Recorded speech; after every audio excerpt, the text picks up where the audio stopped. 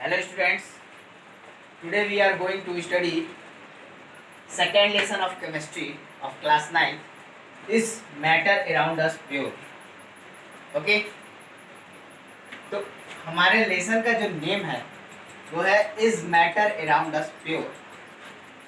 जो मैटर हमारे चारों तरफ हैं क्या वो प्योर है, ये हमारे लेसन का नेम है। ओके, तो मैटर क्या होता है इसके बारे में हम अपने प्रीवियस क्लास में स्टडी कर चुके हैं कि anything which occupies space, matter के बारे में हम पहले ही स्टडी कर चुके हैं कि कोई भी चीज़ जो जगह घेरती है, ओके, और जिसमें मास होता है उसे हम क्या कहते हैं, मैटर। जैसे ये एक मार्कर है, तो मार्कर एक सिलेंड्रिकल शेप में है और एक सिलेंडर के बराबर इसका जितना भी वॉल्यूम है उस कितना ये जगह घेर रहा है, तो यह एक मैटर है और इसमें क्वांटिटी ऑफ मास है। क्वांटिटी ऑफ मैटर, कोई भी मैटर जिसमें मास होता है, और मास कहाँ से आता है, उसके अंदर जो छोटे छोटे पार्टिकल्स होते हैं, एटम्स, उनमें से आता है।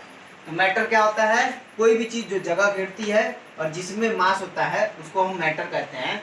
Anything which occupies space and have mass is called matter. What is mass? Mass वो प्रॉपर्टी होती है जो क्वांटिटी ऑफ एटम्स को डिस्क्राइब करती है किसी भी मैटर के अंदर। Quantity of particles present in a matter is called mass. Okay, अब हम मैटर को दो पार्ट में दो तरह से डिस्ट्रीब्यूशन करते हैं मैटर का जनरली। ओके, एक तो फिजिकल डिस्ट्रीब्यूशन करते हैं। फिजिकल डिस्ट्रीब्यूशन हम लेसन 1 में स्टडी किए हैं, जिसमें सॉलिड, लिक्विड और गैस की सारी प्रॉपर्टी मैंने आपको बताया है। फिजिकली मतलब बनावट के आधार पर, देखने के आधार पर। ओके, मैटर को कितने पार्ट्स में डिस्ट्रीब्यूट किया गया है? मैटर मेनली 3 पार्ट्स में डिस्ट्रीब्यूट किए गए हैं। Matter are generally distributed into 3 parts according to physical state, solid, liquid and gas. 2 more states I have described you in our previous lesson, which is plasma state and Bose-Einstein condensed state. Plasma state and Bose-Einstein condensed state I have also described you in my previous class. Okay, physically distribution we have studied in our previous chapter. Now we have to study in this chapter some chemical distribution of matter. Matter को हम chemically कितने part में distribute किए हैं इस lesson में हमें ये पढ़ना है, और भी हमें कुछ पॉइंट्स के बारे में पढ़ना है मैटर के। तो केमिकली मैटर को 2 पार्ट में मेनली डिस्ट्रीब्यूट किया गया है, एक प्योर सब्सटेंस और एक impure substance. What are pure substance? Pure substance क्या होते हैं इसके बारे में हमें डिटेल में पढ़ना है। शॉर्ट में मैं आपको इंट्रोडक्शन में अभी इसके बारे में बता देना चाहता हूँ। तो प्योर सब्सटेंस मैटर का वो स्टेट होता है, वो फॉर्म होता है जिसमें सभी मैटर जो है एक ही तरह के पार्टिकल्स के मिलने से बने होते हैं। ओके, वो मैटर जो सेम टाइप ऑफ पार्टिकल्स के मिलने से बनाता है। The matter which is formed by the same type of particles. What are particles? Atoms और molecules. Okay, the matter which is made up of same type of particle is called pure substance, and impure substance which is also known as mixture. Those matter which is made up of different type of particles is called impure substance or mixture. Okay, pure substance को mainly 2 part में distribute किया गया है। Chemically distribution 2 part में है, एक pure substance और एक इम्प्योर सब्सटेंस और मिक्सचर जिसको कहते हैं। प्योर सब्सटेंस क्या होते हैं? जो एक ही तरह के पार्टिकल्स के मिलने से बने होते हैं मैटर, उसे प्योर सब्सटेंस कहते हैं। और प्योर सब्सटेंस 2 तरह का 2 पार्ट में डिस्ट्रीब्यूट किया गया है प्योर सब्सटेंस को, एलिमेंट और कंपाउंड। ओके, एलिमेंट क्या होता है ये भी हमें डिटेल में पढ़ना है, फिर भी मैं आपको शॉर्ट में इंट्रोडक्शन बता देता हूँ। Element is a type of pure substance. Element एक तरह का प्योर सब्सटेंस होता है which can not be split up into 2 or more simpler substances, okay, by any chemical or physical means. Element एक तरह का प्योर सब्सटेंस होता है जिसको हम किसी भी केमिकल और फिजिकल प्रोसेस के द्वारा 2 या 2 से अधिक पार्ट में स्प्लिट नहीं कर सकते हैं। ओके, ये भी सेम तरह के पार्टिकल्स के मिलने से बना होता है कौन, एलिमेंट। दूसरा जो है हमारा प्योर सब्सटेंस में वो है कंपाउंड। कंपाउंड क्या होता है, कंपाउंड दो या दो से अधिक एलिमेंट्स के कॉम्पोजिशन से बनता है। when two or more element combined together in definite proportion by mass, जब दो या दो से अधिक एलिमेंट आपस में कंबाइन होते हैं मास के निश्चित प्रपोर्शन में, तब कंपाउंड का फॉर्मेशन होता है। ये भी हमें डिटेल में पढ़ना है, मैंने आपको इंट्रोडक्शन में बता दिया। ये एलिमेंट के कॉम्बिनेशन से बनता है।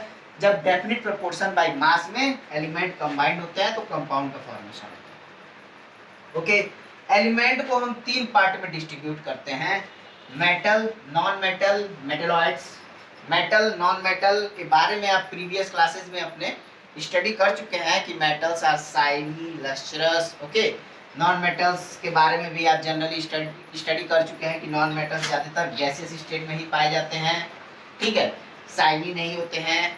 ओके, और मेटल्स के बारे में आप स्टडी कर चुके हैं इनकी फिजिकल प्रॉपर्टी। लेकिन इस क्लास में भी हमें फिजिकली मेटल का डिस्क्राइबेशन करना है कि मेटल क्या होता है, नॉन मेटल क्या होता है, मेटेलॉइड क्या होता है। ओके, मेटल एलिमेंट का ही एक टाइप है जिसके आउटर मोस्ट सेल में एक्स्ट्रा इलेक्ट्रॉन होते हैं। ओके, कोई भी सब्सटेंस अपने आप को लोवेस्ट एनर्जी के फॉर्म में रखना चाहता है, कोई भी कम एनर्जी के फॉर्म में रहेगा तभी स्टेबल माना जाएगा। ओके, तो मेटल एक ऐसा एलिमेंट होता है जिसमें इलेक्ट्रॉन एक्स्ट्रा होते हैं और वह दूसरे एटम को अपना इलेक्ट्रॉन देना चाहता है, ठीक है। तो ये आपको मैं डिस्क्राइब वे में समझाऊंगा, अभी इंट्रोडक्शन में मैं आपको बता रहा हूँ। Metals have extra electron. Electron क्या होता है, एटम के तीन सब एटॉमिक पार्टिकल होते हैं, इलेक्ट्रॉन, प्रोटॉन और न्यूट्रॉन।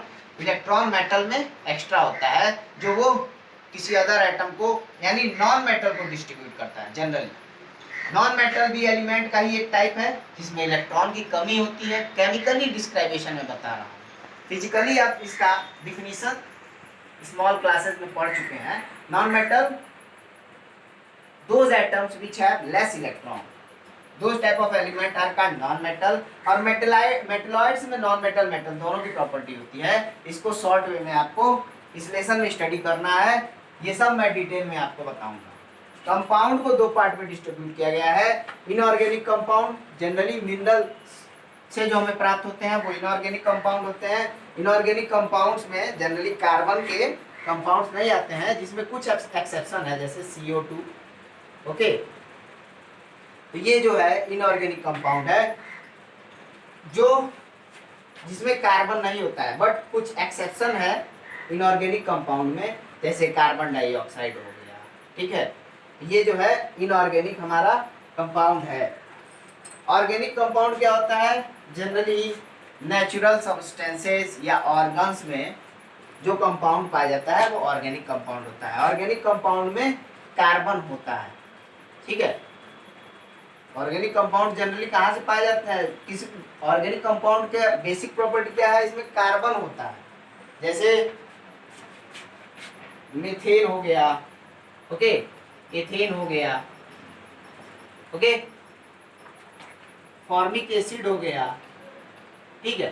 तो ये सभी ऑर्गेनिक कंपाउंड है क्योंकि इन सब में कार्बन आप देख रहे हैं प्रेजेंट। ओके, और inorganic compound generally H2SO4, okay, HCl, these are inorganic compound which are obtained from minerals।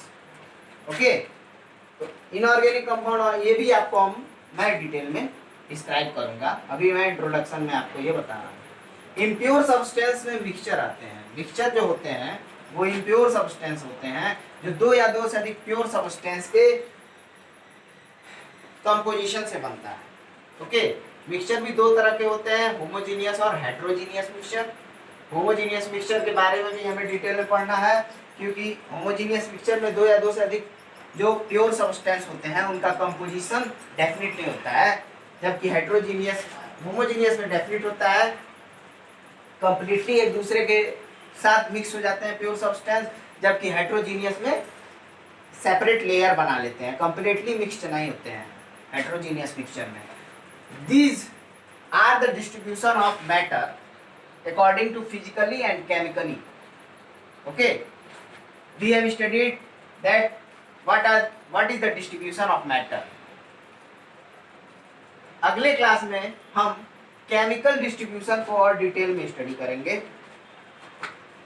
Thank you.